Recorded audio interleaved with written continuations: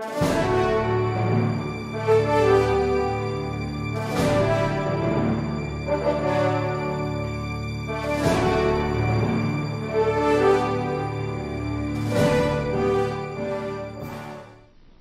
po kayo. Kung walang sakit, yung tao na gusto nyong tanungin at pagawin ng affidavit, o kaya nandito naman siya sa bansa at masusubpina, ay dapat humarap siya rito. Hindi ko papayagan. Tama, Your Honor, please, if I may, Your Honor.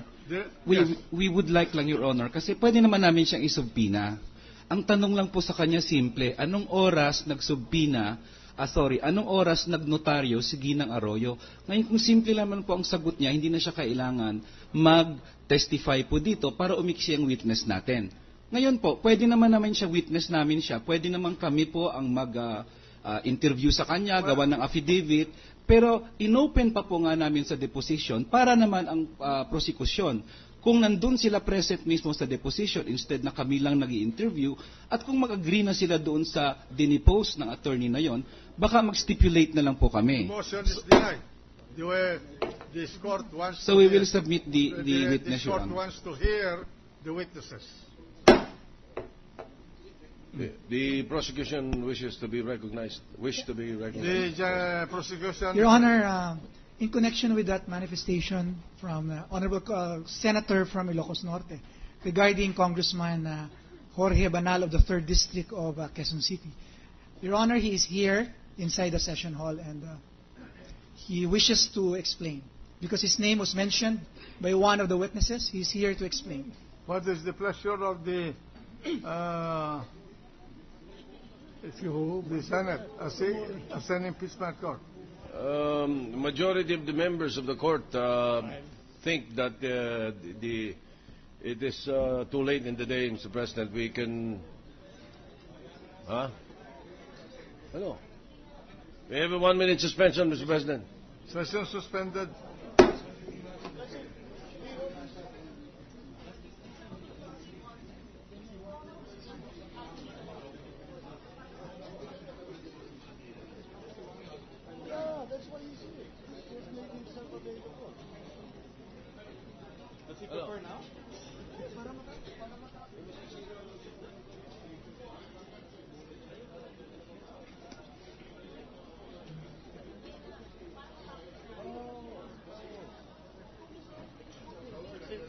I-present, anong gusto niyang gawin?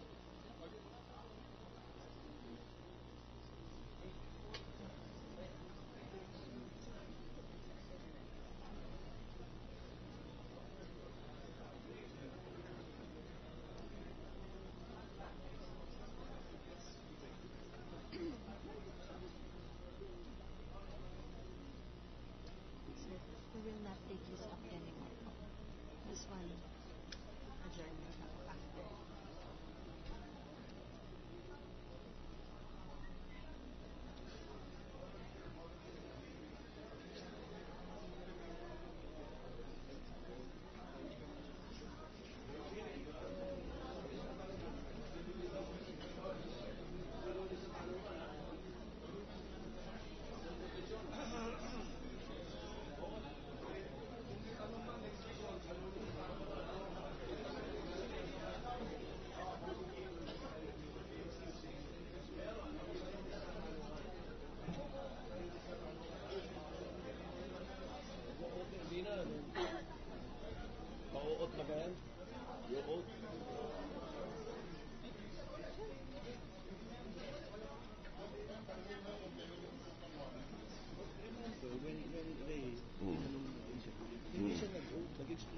Sino?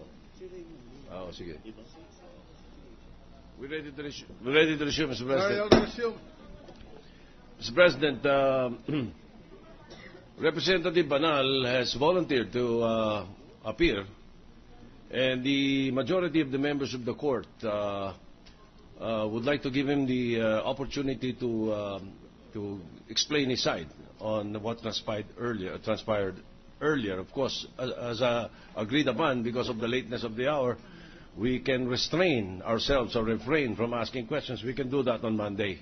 but at least give the chance to a member of Congress to explain because his name All was right. mentioned. Congressman Banal will please take the floor and explain. Thank you. Maraming salamat po, Mr. Senate President. Magandang gabi po sa inyong lahat. Ako po si Bolet Banal. Ako po ay representative po ng ikatlong distrito ng Lungsod, Quezon. Nabanggit po ni Miss Annabel Chongson na nagpunta po ako sa bangko nila. Totoo po yun. Ako po yung nagpunta ron nung Lunes po, January 31 yata. Dahil yung sumunod po na araw ay birthday ng anak ko, si Kiko. Anyway, pumunta lang po ako doon, kapangalan po. Pumunta po ako doon para humingi po ng tulong. Totoo po yung sinabi niya na nagbabaka sakali po ako dahil hindi ko po siya personally kilala.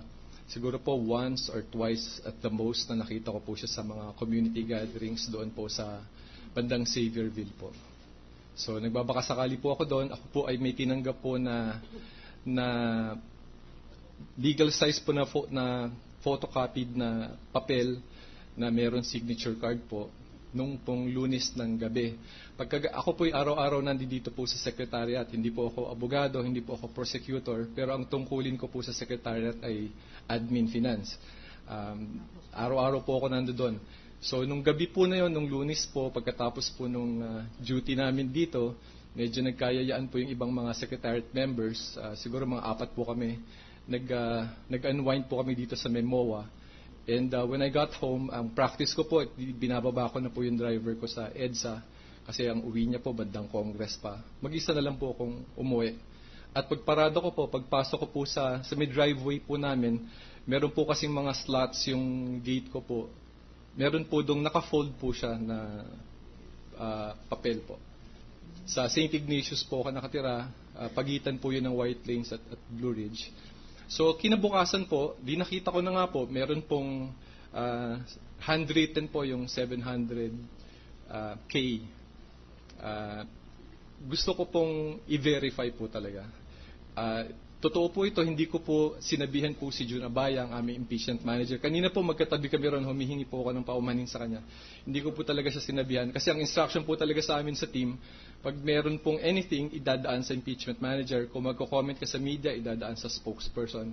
At ako po, ayoko din po magsalita dahil po, sa totoo lang, kaya po ako nag-verify. Ayoko po magbigay po ng maling impormasyon doon sa mga kasama ko. Yun lang po talaga yung dahilan.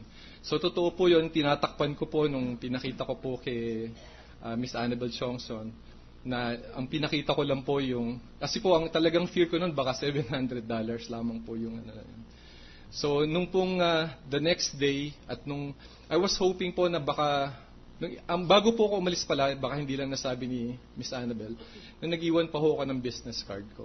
Nilagay ko po yung, sinulat ko pa ho yung cell number ko kasi po yung business card ko, office number lang po ang nakalagay. At ako po, I was hoping, pero she was, how should I put it? She was very firm, but she was very polite. Sinabi niya sa akin na talaga hindi. And I didn't also want her to do anything against her will. Ako nagbabaka sakali lang na baka may tumulong siya sa akin. Kasi totoo po yung sinabi niya, sinabi ko na meron ding ibang tumutulong sa amin.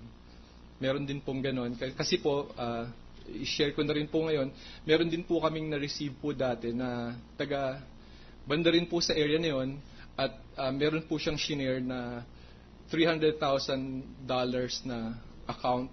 Pero sa kasamaang palad at hindi ko po siya mapilit, ang instruction po sa akin ni Jun Abaya at that time na proteksyonan siya kasi nga po natatakot po sila na mag-reveal, parang nagbigay lamang po sila ng lead.